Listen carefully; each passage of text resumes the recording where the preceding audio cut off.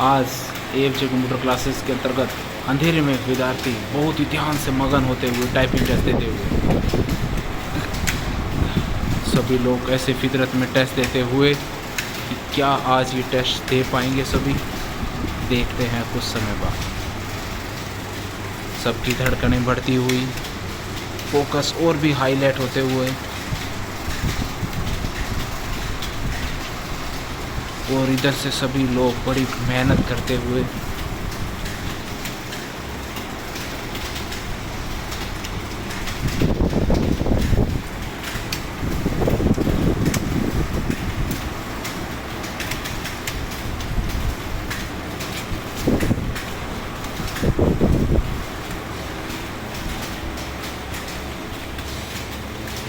यहाँ पे ये बल जी बैठे हैं अंधेरे के अंदर टाइपिंग देते हुए। क्या ये बहुत ही बढ़िया टाइपिंग दे पाएंगे? बल जी कैसा लग रहा है आपको? बहुत बढ़िया लग रहा है। गर्मी नहीं लग रही है आपको? अच्छा ठीक है जी।